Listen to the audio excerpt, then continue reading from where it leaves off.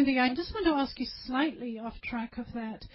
How do you feel about the idea that throughout perhaps the history of our civilization and life on the planet, or for certainly a long period of time, there's been a sort of bloodline Illuminati running the show and controlling and guiding us down this very destructive path, and that could, at this point, lead us into a science fiction nightmare and a new world order where the technology is just controlling us?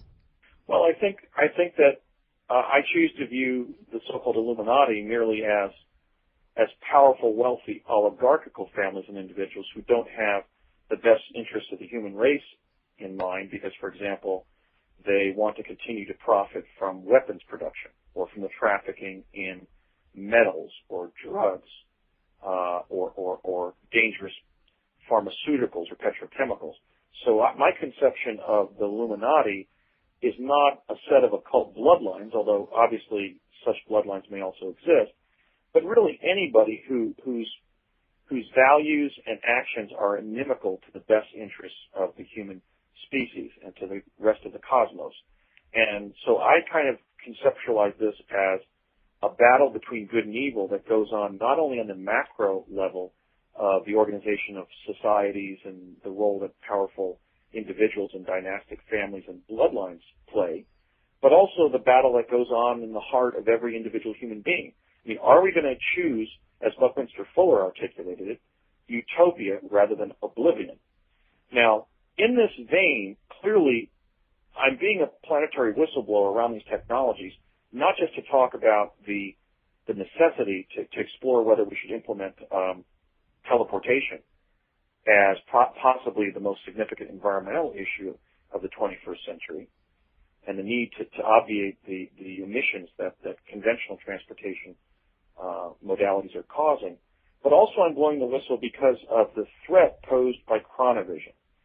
You know, it was under President George W. Bush that Admiral John Poindexter was asked to direct a new project under DARPA, the very organization that launched Project Pegasus in the late 1960s, to develop this time-traveled capability and this remote viewing capability for the U.S. Intelligence community, and has kept it secret for 40 years. That Poindexter was asked to direct a special program under DARPA called Total Information Awareness. And when you consider the fact that the chronovisors that were available by 1970 were already being used to map the past and the future. For example, I was shown past images of things like the signing of the U.S. Constitution in Philadelphia in 1787, and could literally see on the screen of that device George Washington and Benjamin Franklin and the rest of the framers as they looked in life. But I also saw about a 20-minute film loop of one of the planes hitting one of the Twin Towers on September 11th of 2001, 30 years in the future. So the world public needs to understand that the United States government, that is to say the secret permanent government of the United States, has been in possession of a quantum access capability since around the 1970s. And that capability involves the capacity to gather non-local images of past and future events. So in other words, the domestic spying potential of the governments in possession of this technology goes far beyond just having a surveillance camera on your local street corner in London or some other city where the domestic civilian population is being spied on by its own government. It involves technology that the United States and possibly other world governments now have, where they can literally find out what's going to go on in that street corner 5 years from now. Okay? Now, do we have the ability to change that before it occurs through free will? Well, I'm just describing the negative capability of chronovision. I mean, obviously the positive one would be to create museums and libraries where inspiring scenes from the past that couldn't be filmed because they occurred too long ago could be shown to visitors to the museum or library, including, for example, school children who could be inspired by great illustrious scenes from the past. So there's a great sort of catalytic positive effect on our world civilization that could occur if we used chronovision to sort of map inspiring moments in the past. But the negative capability is that, it's this capability that DARPA has had for 40 years, to get a scene of an event that's not occurring right in front of the camera, but that occurred in the past or will occur in the future. And if we don't make these technologies public, if the public doesn't learn this, the public is going to be more vulnerable to losing its freedom, to have its civil rights, to live life as individuals would choose to live life and under ordered liberty, under an ethos of freedom and democracy, stolen from it possibly, taken from it by a tyrannical, oppressive government in possession of such technology. I'm concerned, both as a lawyer and a humanitarian, that a police state is already being brought down around the people of the so-called free world. I mean, we can't get on an airplane now without practically undressing. And you look at, for example, what's going on in England. The people of Britain are being surveilled all over the place. There are hundreds of thousands of surveillance cameras now in Britain. And this is probably a program that will be taken to all other developed countries. So I'm concerned that a police state is emerging. And because the police state is emerging against the backdrop of the U.S. government being in possession of these quantum access capabilities for 40 years, I am sounding an alarm, not just blowing the whistle.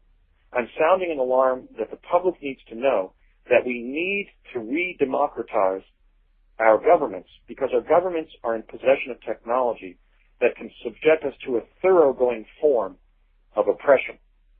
And we have to put the right people in government. We have to launch truth and amnesty programs for people in the who have served in the military and the intelligence community, as I have, to step forward and begin revealing what they know about these secret programs.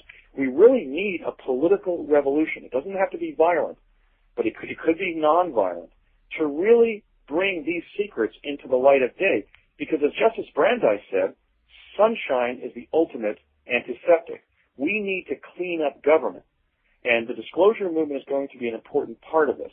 I have a conviction that, I believe that the disclosure movement will be as significant a movement in world political history as the abolition movement was in Great Britain and the United States, emancipating people from physical slavery. I believe the disclosure movement will ultimately play the role of emancipating the people of the world from metaphysical enslavement. And that metaphysical and even situational enslavement could be brought about as the result of a tyrannical government or world government being in possession of knowledge of where any of us would be at any moment in the future, for example. That would be a thoroughgoing form of surveillance that should simply not be implemented. But and I think we're alarmingly close to that point. Yes, we are. And so there's an urgency to this. This is why I'm speaking out, because as we see these harbingers of the police state being brought down around us, we need to know also what are the technologies that such a police state could be implementing to oppress us. And I'm sorry to say, it could be both teleportation and chronovision. They could use teleportation to get to locations faster than we could, and they could use chronovision to absolutely deprive us of any form of privacy. And that needs to be addressed through a new opening in government. We need to use the disclosure movement to bring these secrets into the light of day and to create amnesty for those people who are in possession of state secrets like this, to tell the people what they deserve to know, which is that quantum access was achieved 40 years ago, and its positive capabilities have never been used in the life-advantaging way that they could have been from around the year 1970. And as we now find ourselves on this frightening threshold of a global police surveillance state, that we need to prevent the government from achieving this sort of total information awareness that Admiral Poindexter was appointed to achieve for the United States government under DARPA, which was, in my view, probably the most frightening development of the Bush years.